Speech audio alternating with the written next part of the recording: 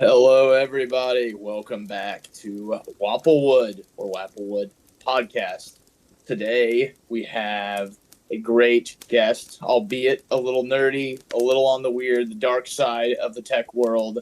We have a moldy bison. I mean, a buffalo. You know, he's a buffalo, even though his PFP is a bison. But we've got him on today. We're going to hash it out as far as tech goes. If you're not a nerd, this might not be your podcast. But anyways, without further ado, welcome, Buffalo. Welcome to the podcast. Oh, well, I'm glad to be here. I do have an initial objection, actually. You said that even though my PFP is of a bison, I'm a moldy buffalo, right? And this is correct. But buffalo is a perfectly valid way to refer to the American bison, and anybody who says otherwise, I simply cannot be friends with. So. Okay. I don't know if I have any particularly strong thoughts on that matter. Yeah. But I think we'll get into the fun banter later about Linux, which I find is quite ironic to a certain degree. But we were having a great chat about the ways that, for those of you who don't know, I'm an usher, which is like a mini mod. And I'm pretty sure the admins in this mod just gave it to me because I've been here too long and I haven't gotten into too much trouble yet. And I've used my mod powers now for three times. Two were for cringe dating posting in the Dust chat. One time was to get rid of cat girls in the Dust chat. And finally, I used it for a proper and appropriate reason, which was somebody posted something they shouldn't have posted. Finally, years down the line. Well, I mean, I'm sure they don't regret it. I'm sure they don't regret giving it to you, seeing as you've abused it more than you've used it properly. That's right. I've used it for good reasons, though, right? If you could, like I am the mod abuse guy. I mean, I agree. Cat girls against my moral sensibilities. They have no place in the Dust channel, which is only for highly edifying and constructive discussions. It's like the modern agora, Yep, I agree. There are some topics that I'm just totally against that get people riled up, but that they get me riled up. Like whenever somebody brings up VTubers, I go off the deep end. I'm like, your VTuber's a guy. She's not a guy now. She will be in a year. You'd be amazed. There's like so many people who would get upset about that in the anime thread. And I was like, I don't know why you're upset. It's obvious that this is a race to the bottom. He who can hire the cheapest worker to be the digital avatar of your favorite 3D. I don't know. It's like a 3D e-girl. At least the other girls on Twitch were real. I don't know. It's all bad, but it's somehow worse to me. It's somehow worse because it's fake. Well, yeah, I mean, and everything gets more fake as the internet goes on. We already have the dead internet in every way imaginable, and it can only get worse, right? Oh, yes. I was explaining dead internet theory to a boomer the other day. I have a boomer I talk to. He lives in California on the other side of the continent from me, and he's fairly progressive, and I was explaining why I don't take anything seriously on Reddit or even Twitter or whatever, and I was explaining dead internet theory to the boomer, and he was like, do you think that's real? I was like, oh yeah, it's real. I was like, we just bots talking to each other. Yeah, I don't wish to stereotype, but the amount of boomers that fall for like the AI photoshopped Jesus things or whatever, and take it as some kind of miracle is astounding. Yeah, for real, dude. It's wild. Oh, and yeah, for those of you who don't know what the dead internet theory is, it's the theory that eventually the internet's just going to be a whole bunch of bots and fake people talking to each other. And this was pioneered actually years and years ago before AI or bot farms were even a thing. It was just somebody pioneered the dead internet theory, and we're kind of there. Yeah, so we don't know who's who and who's real and who's not. But yes, still back to the conversation. Boomers definitely fall for the silliest stuff. It's crazy. Without getting too political, I thought QAnon was like the greatest example of like boomers falling for the dumbest stuff. I remember Without getting too political, QAnon. let me give a story in real life. Hopefully this won't get censored from the podcast, but like this lady comes into work. It was like our director of HR. She's a boomer. She's probably like a little younger than a boomer. She's like right on the cusp, right? And she's telling us about how her buddy had seen this thing on 4chan, and like I can't remember what date it was, but it was after January 6th, but it was like January 20th or something. She's like, something bad's gonna happen. We're stocking up on food. And me and the other young guys are sitting there like, what's happening? How do you believe this? So Well, clearly, if you arrange the names of all the people involved and then turn that into a number and then multiply it by 666 and divide by 777, you get the exact date that the world is ending. Yes, I think that's how that works. Yeah. Yeah, I'm a numerology PhD, so this is my specialty. That sounds so nerdy. What is a numerology? You're a numerology, so you're getting your doctorate in numerology. So yeah, numerology it's related to mathematics in the sense that it involves numbers, but it's the art of like taking, say the Bible or really anything else you want, doing random mathematical operations to whatever you get out of that, and then being able to say the world is ending tomorrow based off of that, or whatever else you want. It can be anything. Start your own cult. You just have to be a numerology major. Yeah, exactly. It's good work. So for real, you are getting your doctorate in numerology. No. No. Okay. Dude, for all I knew, this is what colleges are doing nowadays. I was like, what the heck? I'm like, wait, no. Are you're actually still getting your bachelor's, right? Isn't that Yeah, correct? I'm still working my bachelor's. I am doing math though.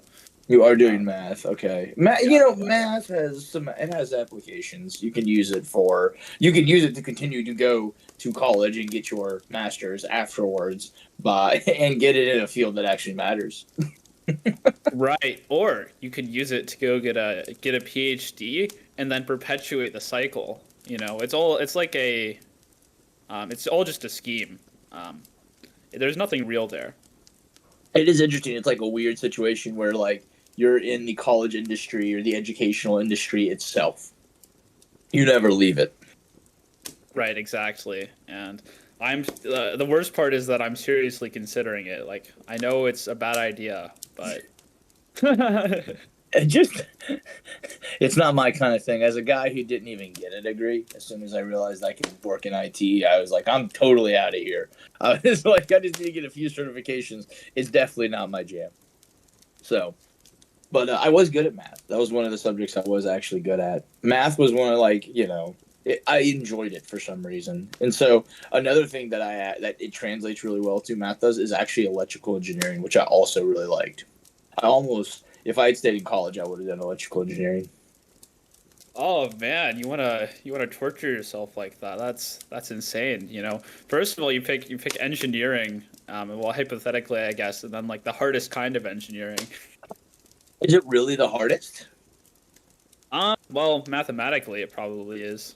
It must get a lot more difficult than what I've done, because like I would use it a lot when I was doing for like as a side gig earlier on in my life. I was repairing arcade boards at a barcade and other things, and I would use it, math, to use Ohm's law and a few other tricks to figure out what was blown, how to replace it on the motherboards and everything else. So I don't know, like at the base level, it always felt really simple to me. You could technically get more complicated, but it all felt simple because you were just adding layers to what was already a simple base. And it was just math. Right. Yeah. That's fair. Although, electrical engineering is, of course, anything from that to, designing, like, flash memory or whatever, where you have to, care about quantum effects and all those things. Yeah, that's what I mean. Eventually, if you get into that, yeah, that could be really complicated for sure. I actually attended a CPA networking thing last night, and they had a presenter from Oracle, and he was like the senior cloud computing engineer, and so he talked a bunch of funny numbers, but it was all very intriguing to hear him talk about. He was basically talking specifically about power usage and cooling in those data centers they've got. And I mean, it's pretty mad how much data or how much power it uses just to cool all those things off. They basically have like lakes dedicated to them, to like the whole system. Yeah. At least they're doing useful work, though, as opposed to similar data centers, which are doing things like mining cryptocurrency. Yep, yep. That it was during that talk I started to realize that it's not just the cryptocurrency guys that are using GPUs all over the place. Because for a long time now, there's been like there's basically a perpetual GPU shortage, and GPUs are expensive. And part of the reason is like even the guys doing AI are using GPUs for that computational power, which is Oh really yeah. interesting. So I'm very technically an AI researcher, right? Don't take that to actually mean anything, but I have done work, and I'm putting it in air quotes, in the field, and published a paper and everything. And the amount of GPU power that it takes to run even like a basic AI model is actually insane, because I had this dual 4090 system, right? And like I was working on a fairly basic model, actually, like a classification model. It takes in images and then tells you what they are, right? And to train that on two 4090s, it could take a day, Okay. 24/7, like just running all the Wow. time, a day. I mean, that And doesn't totally surprise me though. like data set, like for ChatGPT or something, like running an entire data center full of computers with like high end like NVIDIA GPUs, like not consumer ones, but like the Yeah, ones that yeah. cost like $40,000, like it could take per chance a month or so of constant training for that. He said what was interesting was the training for a specific model would take 3 to 4 months.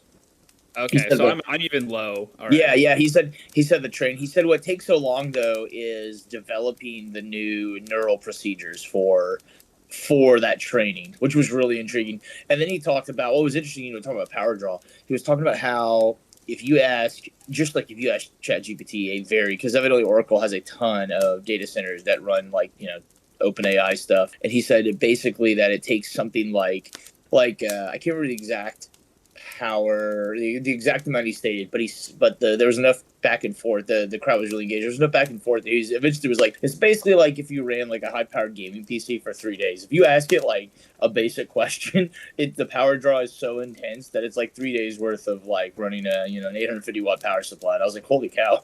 It's like my goodness. I was like, how much power is this thing using just to answer basic questions? So I wonder how long it'll be before they make that more efficient, right? Because that's going to be the Right. trick. Because that you can't keep scaling if your power usage is that inefficient. Yeah, yeah. There's lots of techniques for this, but like I think something related to this, I believe I read like a little article about how like people saying thank you or whatever after ChatGPT Please, answers them, please, and thank you. the Yeah, please and yeah, thank you like costs millions of dollars by itself. yeah. He did say it does cost money, but he said that was a little overblown. Because Okay. he knew that because somebody chimed in and asked that question, and he was like, "All right." He was like, "But they use the term please. They're like, if you say lead with please," and he was like, "Okay." He's like, "It definitely doesn't help, but it's not as bad as people make it out to be." I was like, "Oh, okay, okay." Right, right. But yeah, and it's like the problem is that these companies will eventually have to be profitable, right? Like But eventually. do they really? modern, I mean, modern, true. Like the modern, the modern. modern. Yeah, I don't even know what counts. All right, I'm a guy who runs a company. I run an IT company that is already profitable, albeit small. It is so baffling to me. It's so baffling to me how people can take on all of these loans and accrue all this debt, and they can just do this forever. It used to be that you would take on some debt, you'd pay the debt off, and then you would be good, right? Then you would just keep, and you would grow naturally. Nowadays, it's like growth above all else, so they're just accelerating super fast, taking on all this debt, convincing investors to go in. And I'm like, what's the end game? Like, the end game can't be to just take on infinite amount of debt. I don't know. I'm not. I'm not a finance guy, but that doesn't make sense. Yeah, like the concept of companies just running entirely on hype and nothing else is I don't understand how it works, but it does. So, Oh yeah, it does because people keep investing, and you have to wonder like, why are the investors investing if they don't think that like they don't know if the company's gonna make money. Like what's happening here? That's what I don't get. This is where it's well beyond my pay grade. This is when I did not go to college. I'm like, Oonga Boonga doesn't make sense. No understand. Like so, yeah. Oh, yep. Like I said, run a small company. Don't have any debt. It's great. I could literally like Right. check out all of my stuff today, and I would have I could pay off all of my debts over because the longest contract I was like over 3 years, and I would still have money in the bank at the end of it. And I like that. I'm like, okay. I feel like I'm resistant to like I've had some situations where the company we've had like bad years, and it's like I'm resistant to that because I have money in the bank. I don't know how these guys live their day to day lives, being like, if we aren't if our like income, our revenue stream drops, we're doomed. We're done. Or if like you have a bad economic situation in your nation or globally. I mean, that's what happened during COVID. A lot of companies just went poop out of nowhere because they had so much debt, and then they couldn't get investors. All of a sudden, they just went poof, bye. Well, if you've embezzled enough money beforehand, you'll be fine. I guess that's the trick. You have to embezzle enough money and bribe the right people, and you yourself will be okay. And then company goes poof, and you're good. Yeah, like maybe all your employees are going to be in some trouble, but you'll be fine. So I should have invested in more crypto, is what you're telling me. Oh, absolutely. Yeah. Should have embezzled. I mean, invested in crypto. Well, yeah, of course. Dude, crypto market's wild. It's like a good idea in theory, but then I watch all these things happen. I'm like, no. I always joke. I'm like, no. I don't invest in anything. I don't put money into anything where Elon Musk can be like having a bad bowel movement, write an angry tweet, and tank it. That's my rule. Yeah. I do find it funny that they're like still called like currencies when they're not remotely functional as currencies. They're just like they're like investments, but even more volatile than other investments. Yeah.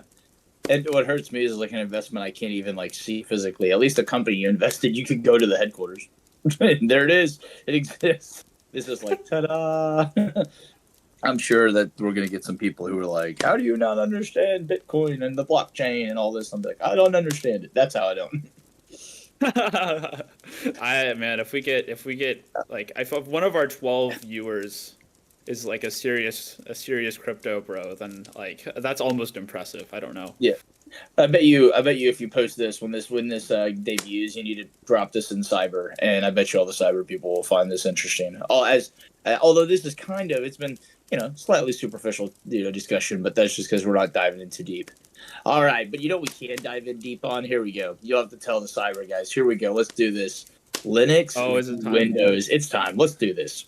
Linux v Windows. For those who don't know, I am a Windows system administrator and just a net admin on the side by trade, whereas Buffalo is heavily into the Linux realm of things. You're not a Linux sysadmin because you're a math guy, but you do a lot of Linux. What is your overarching Linux knowledge? Like, what have you done with that?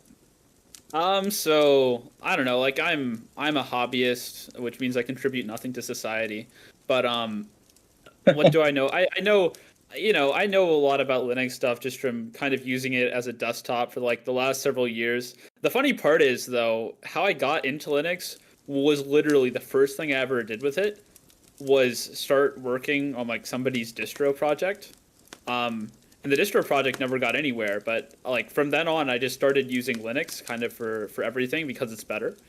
And so like I have some knowledge of most things about it. I know how to use the terminal somewhat. I know all the archaic system components and everything. I'm not an expert by any means, but I've used it for long enough. You do this with a GUI. Yeah. Yes. Okay. Yes, I use a GUI.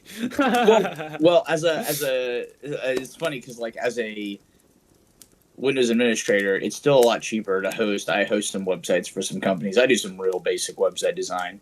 I call them internet billboards. If you want like somebody to come to your site and you want it to look nice and you just want them to like hit your contact form, I can do that. But so what I do is I run these $4 DigitalOcean droplets with a Linux Ubuntu server VM, and the servers generally server OS does not actually have a GUI. Everything is done in terminal because there's no GUI. The whole thing is one giant an interface. Oh yeah, like for a server, obviously, I would never run a GUI because it's just a waste of resources, and so on Yep. and so forth. Especially when like my server is often like a Raspberry Pi or something like that, and it can't afford to take that hit.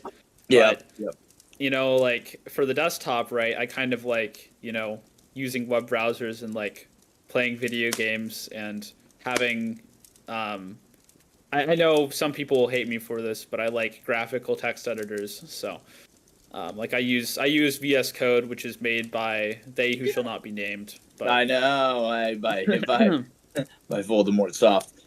And earlier Arch- you said Linux was better. All right, let's go back to this. This is a debate that I always like to get into. Why is Linux better? Why do you say Linux is better? okay, so first of all, you have to consider that like, I'm a math guy, which automatically means that I have no use for anything being useful or good. It's all pure like philosophically fueled delusional madness. Just Because to that's just to start exactly it where I was off. gonna go. Is like let's start with the. I always go back to the utilitarian point of view, but anyways, continue. And so, like from that perspective, right? Only on Linux do you feel like you actually like own your system, right? In the sense that like nobody's going to touch it without you asking them to, except for you, right? And you can actually just do whatever you want. Whereas on Windows, Microsoft will go and decide that you need, ads in your start menu for Candy Crush or whatever, and so on and so forth. And they make any like basic modification of stuff behind the registry, which is one of the worst ideas in the world, I think. Um, and some of the stuff, obviously, you can't change at all, no matter how hard you try. Whereas on Linux, right, if you want to run it headless, you want to have like 4 packages installed in your system, you want to have 20 different, completely distinct desktops installed in your system. So every day you can work with a completely new interface if you want to. Like, you can do that, right? And I think that's one of the biggest things about it. Like, from a practicality standpoint, like I like having a package manager. It's sometimes makes things more difficult, but almost all the time it's a lot easier to just either open up, your little app store thing or type in a command and just get something installed for free. See, all right, yeah, and I can understand that from a hobbyist point of view. From a small, and I'll specify here from a small and medium business guy, which is who are my customers. I do not like Linux at all. It is there's a couple reasons. One, the average person, my average customer, my average end user cannot use it. They just can't. For various reasons that we could go into, for better or for worse, they can't. And I have not seen someone use it, even when I use it. The few times I've had it on desktops growing up and things like that, I have found it to require a lot more knowledge than the average person is going to carry. The second actually comes down to support. There are very few things in Linux for which you can get support. I am a jack of all trades, generally speaking, and I have to make these decisions about what software we're going to go for, what software my customers are going to need, and then I have to be like, okay, I may not personally know the software, but usually on Windows, you can, when you buy the software, you can also get support. You can find people who support it easily, and I can tell you the few times in my life, in my career, where I have had situations where I can't support something, generally speaking, is because someone has a custom built Linux solution using things like NoSQL rather than MySQL, right? Because it was cheaper, it was more cost efficient. You didn't have to get as powerful of a server because you didn't need all of that power to run, Linux versus Windows. But I find that you end up spending just as much on the specialized support you have to get, things of that nature. So I find that from a utilitarian point of view, it's hard to pass those things off. If like you take somebody on or you go get a new IT company or new, IT, it's harder to get support for the things you have. And then also the end users don't know how to use it at all. You might as well just bring your company to a grinding halt. And there are some tools in Microsoft that you just cannot use in Linux, like the Office Suite. The Office Suite is phenomenal, and I have used Open Libre or whatever they call it now. It used to be Open Office. I've used a few other things. None of them compare. Not even Google Sheets or Google Workspace compare to Office. It's just a fantastic program. You just have to pay for it. That's the negative to Windows is you have to pay for it. I will push back a little bit because if you obviously the issue with like a custom Linux solution or whatever is that it doesn't have the enterprise backing or whatever. Yeah, you don't have to. If you are willing to pay for your Linux, right, then you can get support from like Canonical or from Red Hat. I don't actually know the quality of the support, but I know it exists. So the answer there you can get from, I know from Red Hat for sure you can get support, but I don't know, I haven't used Canonicals, I don't know. But the problem there to me still is to find an IT guy is a lot more expensive. A guy who can actually support that, to find like a systems admin, especially where we're located on the we're in the central time zone, so we're like in the east but not East Coast. If you're on West Coast though, Linux might be a little easier. But yeah, I don't think that's the case though, because you can do a lot. Active Directory from Windows is a fantastic LDAP. It's great. So there's just a lot of reasons I don't particularly like to use Linux in environments. And part of it might just be my own bias. I've been in Windows for so dadgum long. I've done it forever. I know how to work through Linux or Windows issues. Did I say Linux? No, I've been in Windows for so daggum long. And I know how to work through Windows issues and Windows setup and Windows everything. And some of, once again, going back to the major problem with Windows and Microsoft is money. You have to spend money. So you talk about ads being pushed out of your computer. That can be solved by getting Windows Enterprise, or it can be solved by getting yourself or your IT company or your IT team having a RMM tool that can block all that. Right. So, yeah. It costs money, though. All that costs money. That's the one thing that Microsoft is not great about. It all costs money. Whenever I build out new server projects, like the largest expense is Windows, is Microsoft Server OS. I'm like, what is happening? I'll be like, wow. I'll build it. Yeah, it really is. So my server strategy, you might like this. My server strategy when I build out servers for customers is very abnormal. I always go with refurbished servers, and I use Hyper-V on them. And then I always buy 2 servers when I could buy 1, because with refurbished servers, I can buy servers that are 2 generations old, can still run the most recent operating system, and I can buy 2 of them and have them be overpowered. I can buy 2, overpower them, and then I can run Hyper-V with Hyper-V replication. And so I have failover right there, high availability and failover that you can set up that way. And then also I can have another backup solution that backs it up, so I can have redundancy and triplicate. Okay, and, yeah, that's just really smart. I don't know. Oh yeah, I don't know what to say. Yeah, but because of that, I can Windows server is always more expensive than the dadgum server. Physical servers themselves, it always kills me. I'm like, why does it cost so much?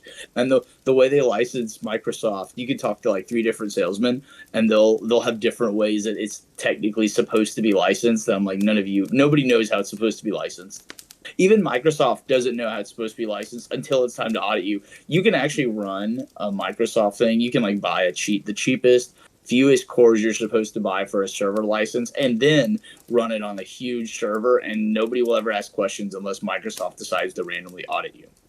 Like, they don't even actually have yeah.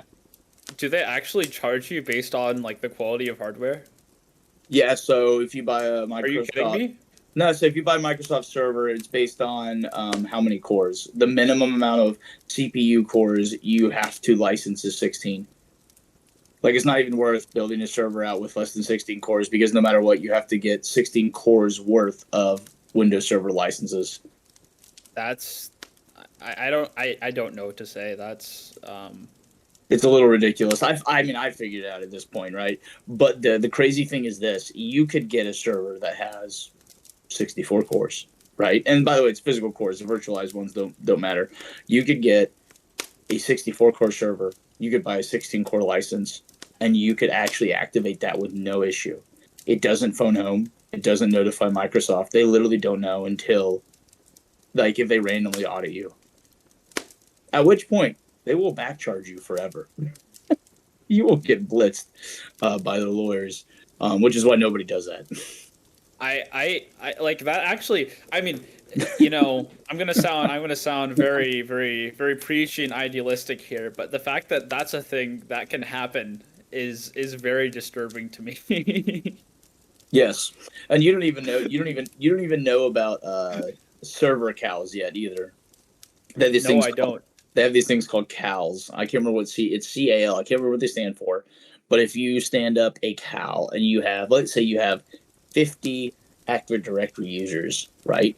You have to decide whether or not you're going to buy server or device or user cows. And you have to, like, let's say you go with user cows, you would at least have to buy 50, because 50 different users at any given time are going to be like drawing information down from Active Directory.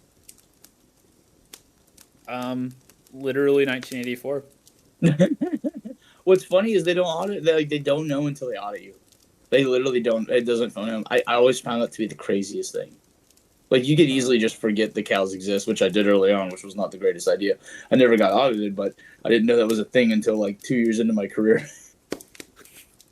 It's just like somebody can go, "Hello, I am Bob from Microsoft, and I've noticed that you've been using your computer in a way that we do not officially approve of. Could you give us $1 million for Yeah, that?" well, you did technically sign the legal documents when you bought it. So what I don't like is that they don't educate you enough on it. Is it all by design? I would tell you it probably is.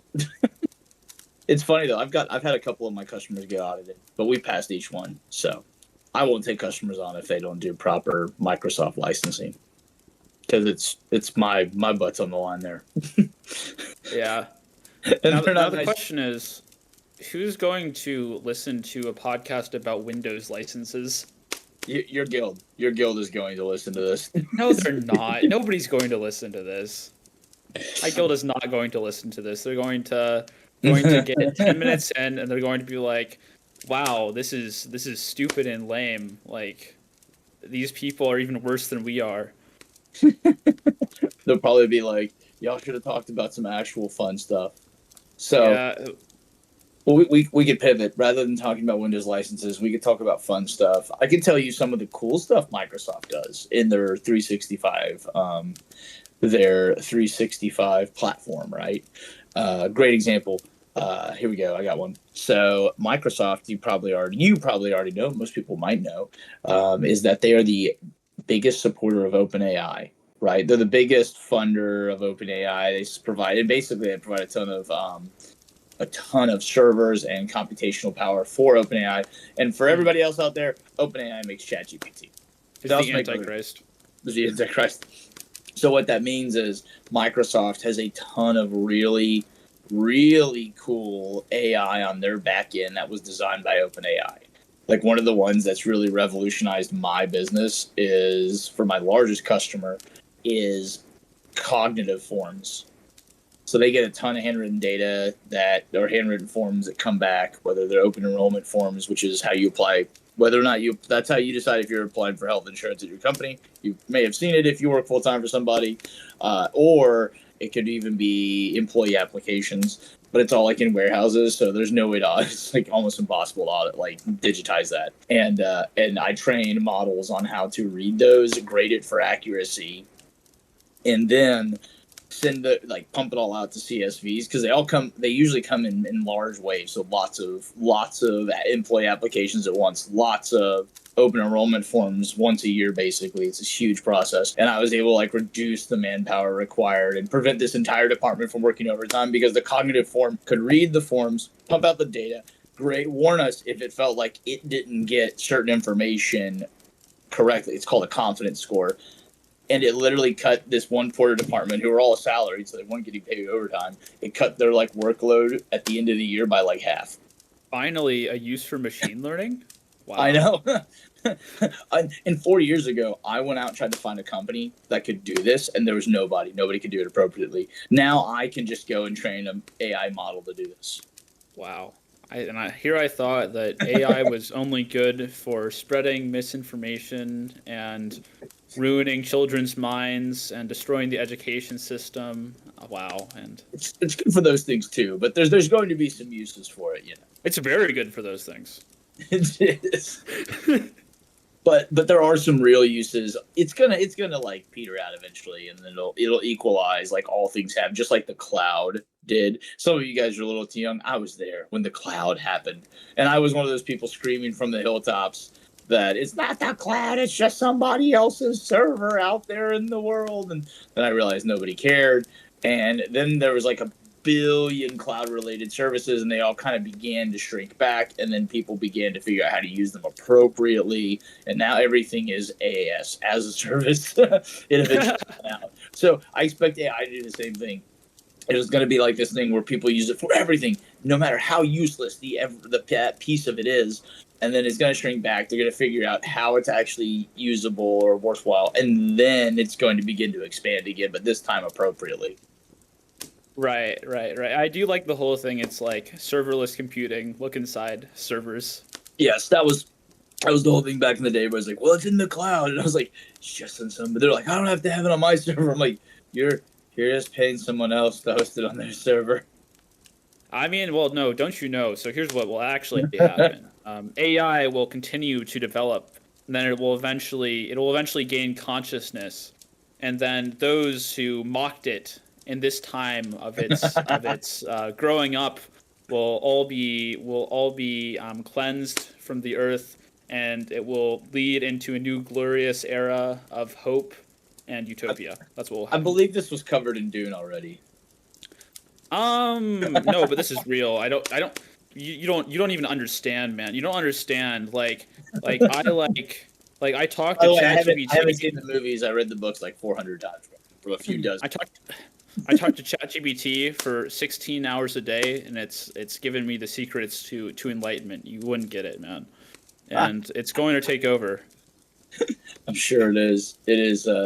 What I find funny. All right. So what I do find funny is people thinking that it's like brainwashing people. Like I've heard some people say that, and I'm like, that's not happening. People might rely on it, but I don't think it's actually trying to like brainwash people to use it to where they have to use it. So here's the thing, right? Like, it doesn't require any brainwashing whenever it becomes the most convenient option, right? It's what's going to happen. And like in universities, especially, and I suppose probably below that, but mostly in universities, it's become a real issue that like 80% of people will just take like a paper prompt and plug it into AI and just submit that. Or like in worst cases, like, but it's happening everywhere in the world, roughly, and like significant percentages of people are just taking the easy way out and just submitting ChatGPT written papers. I have heard about this, and I'm sure it's prevalent, and I don't have a good answer for that. And if anything, this will equalize everything. Your degrees won't matter anymore. Yeah, I was already going to take my CS degree and my math degree, that I'm going to get, and then just light it on fire. Be homeless on the street, and fight the art student for the last spot in the homeless shelter, and position as a barista at Starbucks. But yeah, that's too accurate. But the art student, I can see the math student, the art student, just going at it. Yeah, if you need a Linux sysadmin, I'll probably be desperate for work in 2 years from now. So, I like this. See, look, you're already kowtowing to the Windows sysadmin. Okay, I like this. I like where this conversation's gone. Well, they say connections are the important thing, so I'm just trying to do something to avoid living on the street. Dude, that's actually really accurate. Connections are everything. I've learned that being a good tech doesn't mean much. If people think you're a good tech, or if they like you, then that's what matters. Well, I'm obviously incredibly well liked by everyone I interact with, so I have no problem for me. Yeah. Especially after I go on for an hour and a half about the importance of abstract algebra to your daily life and how beautiful math is as a piece of art. How beautiful math is as a piece of art. Ooh, mm-hmm. All right. I'm going to ask a really random question. Long ago, somebody used the words sacred geometry around me, which led me down a weird rabbit hole to read on it. I love it. All right. what the heck is sacred geometry? Well, I should know more about this with my numerology PhD, right? Because it's in the That's field. right. This is your whole doctorate, man. Come on. Yeah. So like, I think sacred geometry, and if anybody's more of an expert than I am, then feel free to correct me in the comments or whatever. But it's kind of having to deal with things like out in the world, right? Like, geometrical things like predicting everything. Like, I think there's this thing called like vortex math, for example, and That it's like sounds cool. some sequence of numbers that like corresponds to like a pretty picture of a vortex or something like that. And like, people take this to be like significant. Like, some guy wrote like an article about how this will cure cancer and bring us the sources of infinite free energy, and make perpetual motion possible and that sort of thing. So this is what um numerology doctoral candidates do in their free time. Okay. oh yeah, no, this is what you write your thesis on. Okay. No, this is important. This is important research. Like, and it's still more relevant than the majority of things in like psychology. So I don't see the issue. Oh, sorry. Did I say that? Oh, my bad. If Byron's listening to this, he'll be like, "Here, here." Byron's definitely not listening to this. He doesn't have time, I don't blame him. to do his 16 hours at the gym or whatever. That's right. That's right. Yeah, and eat his pizza that angers Italians. And the rest of the 8 hours he spends disagreeing with people because he can. That's so true. That's all the thing online is like, at what point is it worth the disagreement? At what point you just go, no. I saw some meme. Somebody posted, and I thought it was accurate. It was like, I don't know if it was from Twitter or Reddit or what, but it said, I really hate when it says something to the effect of like, I hate when people ask me to like write like a really well researched or well thought out, well researched response to their post. And it's like, no, I've known you, anonymous person online, for all of 10 seconds, and I have enjoyed none of those seconds. So I'm not going to do anything for you. I was like, hey, it's Myron. It's like the same in real life. No, you should do it for the love of the game, Love of the game. Yeah. They tell you to do it for the third party. That person is reading it, right?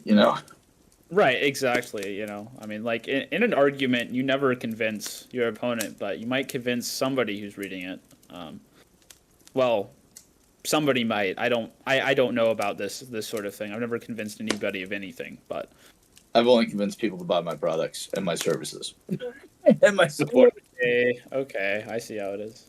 Well, it's a little easier in real life. Real life is totally different than real life, and in a contained environment. Like, I'm dealing with businesses, and like, I know what they want to do. Businesses want to make money. They want to make money while minimizing risk. And if they can make money while minimizing risk, they will. But you sometimes have to teach them why they need to minimize risk. You have to say, listen, man, you want to make money, but all that money is now at risk. They're like, oh no.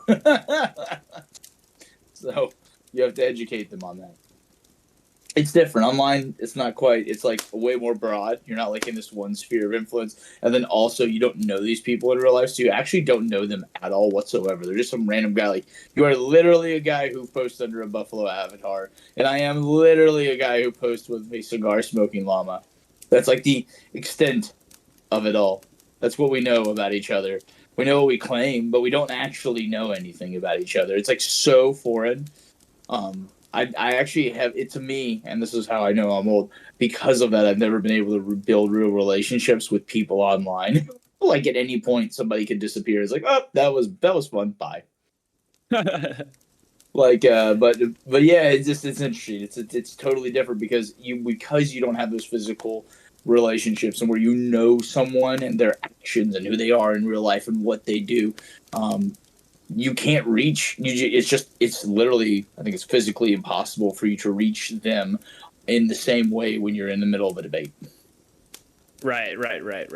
Well, no, you know about me. You know, I'm a fantastic person. I'm perfect in every way, and so on and so on. And that's just all expressed. It's all expressed somehow through the very low resolution Buffalo avatar. Yes, yes. Which didn't you pump that through some kind of image generator? No, I made this. I made Oh, this 4 years ago, I think. And what I did was I open up the GNU image manipulation program. okay. Um, I took like a random like cartoonish buffalo image. I found some like some mold or something like that with some transparency, and I kind of made the buffalo moldy, and then I drew like a circle and then detailed it a little bit. And the reason why it's so low res is because this is actually very funny. I don't often change my profile picture, but when I do, it's always temporary.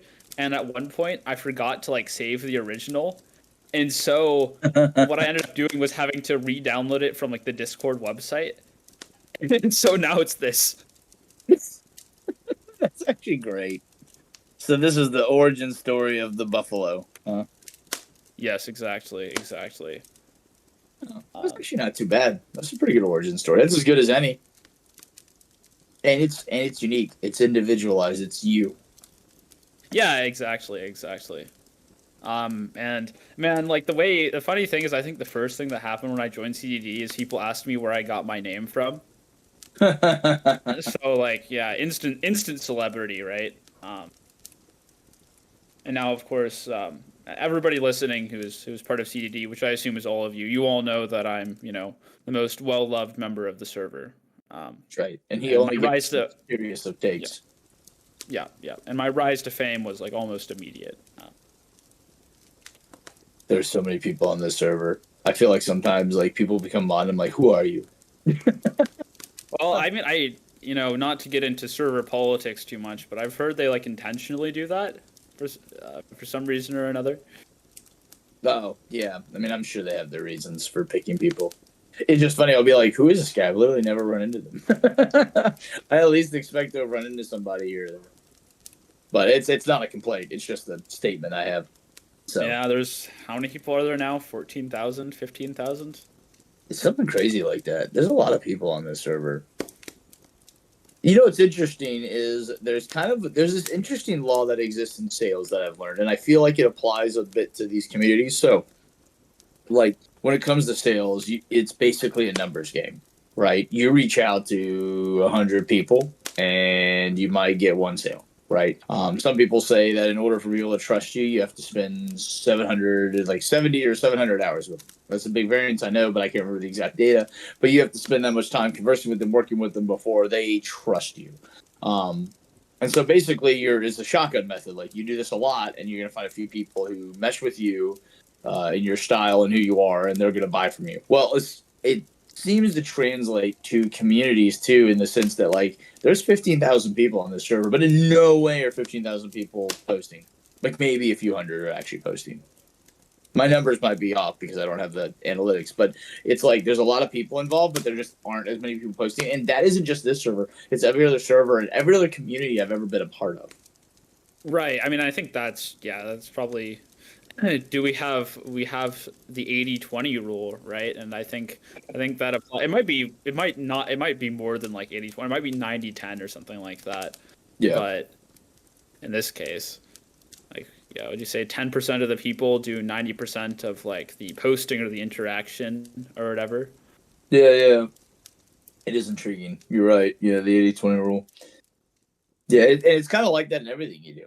You know, I joke around my next Columbus Council. We've got like 250 guys on the roll, but it's like we have like 50 that actually show up. I'm always like I don't care. I don't care about the other 200 guys. I just care about the 50 that are there. Right, exactly. And I mean, people often sign up for things they have no intention of going to or whatever. So Oh yeah, they sign up. They're like, I'm done. Speaking of Knights of too Columbus, much work. I sent out a whole bunch of letters uh, to. I'm starting like a statewide war in a couple of weeks. A you statewide war. Are Yep, yep. we like with artillery and machine guns and so on and so No, forth? no, no. With me and the state guys. Oh, that's So, too bad. so all the states want to all the guys on the state. So there's council level, usually parish level. You have all your stuff going to your parish. They want you to hire. They want you to like recruit a certain number of members based on your activity and all this other stuff, and it's always really lame. And I don't care about quotas. And I say this as the Grand Knight of our current council. And so what I've been doing is there's this process that's really, really arduous and annoying that you go through in order to remove people from the role. And I just sent out the last round, the last requirement, which is this type of notification you have to go through, and to like 40 guys. And the state guys don't want you to do that because it looks good at the state level. So there's council level. Then there goes to your district level. And then it goes to your state level. District's like a region. Anyways, the state guys all really want it to be like our state is doing really well. Like we're the lead state for the Knights of Columbus. They love us, but like there's a bunch of people in my role that cost me money, but then they're not paying their dues and they're not involved, and I'm not even convinced half of them are in the church anymore. Anyways, so in about right now, my council qualifies for this big award called the what is it called? Jeez, wow. It is called. There's a Columbian Award. It's the I can't even remember now. Anyways, I can't remember the moment. This is how much I care about the awards, which mean nothing. But this big award that they give out every year to a few councils, and I'm about to hit it with a nuclear warhead because I'm going to hit them with like 40 different 40 guys on my roster, which I'm going to be like, hey, I followed all your protocol, all your procedure. You need to let them go. The state guys are going to hate that because it makes them look bad. Because they want numbers to go up. Green line, line is green, line go up. But it's not but it's like a lie. It's a fake lie, right? So I'm probably going to start inside like a small Knights of Columbus war. They're going to be like, you're supposed to be the council on the west side of the state that's like got everything going for you. And I'm like, we do. Our guys coming in are active. We got a young guy. I have the youngest fish fry crew in like the whole country, I bet. Like I'm the head fish fry cook. And dude, there wasn't a guy over 35 besides myself. I'm 36. There wasn't a guy over 35 in my fish fry crew. It's me and those guys. And I'm like, but I'm going to hit them with like 40 guys who are going to be removed from my roster, which will make everyone look bad on tear down their Potemkin villages and bring the light of truth into the I don't know what I was going to say. I'm actually hoping that it shakes them out of the reverie. That's my whole goal with this whole process. It's like this brute force process I'm going through to be like, I followed your entire process. You cannot tell me that no, I can't remove these guys from my role. Then what they want to also do is bill me for each guy on my role. You get a per diem bill. Anyways, yeah. And anyways, it's going to be real interesting. Hope none of them are on CDD and listening to this because they're like, what's happening? I'm sure they have spies everywhere, just like we send out the Jesuits to all the Protestant churches. Yep.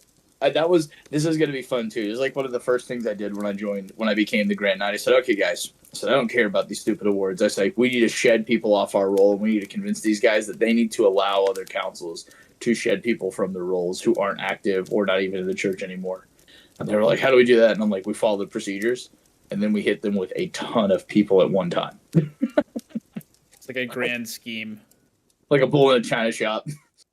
So it's funny too because they've been talking us up to like they're gonna get the award and everything else, and oh no, we're not.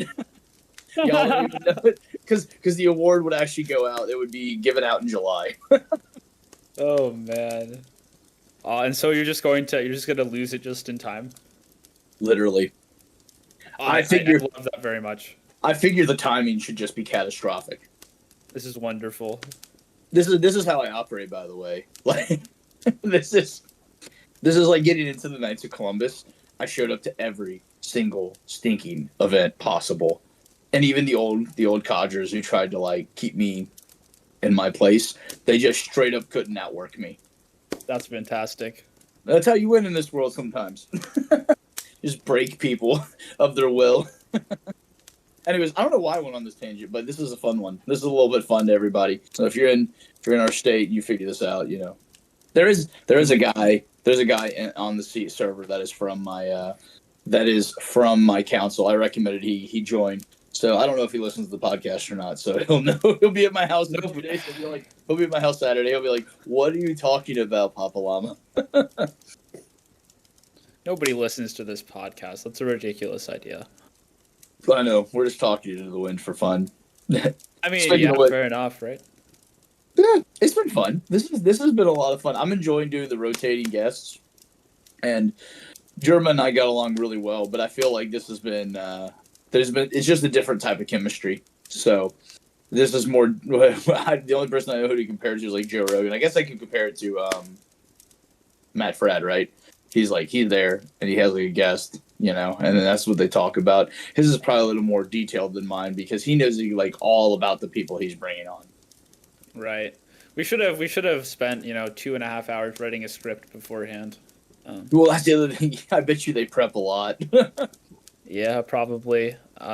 Like, man, the only thing is I can't imagine listening to this. Like, if I'm going to be completely honest. Yeah, it would depend. I have no clue. I don't know who we listen to, but it's been fun.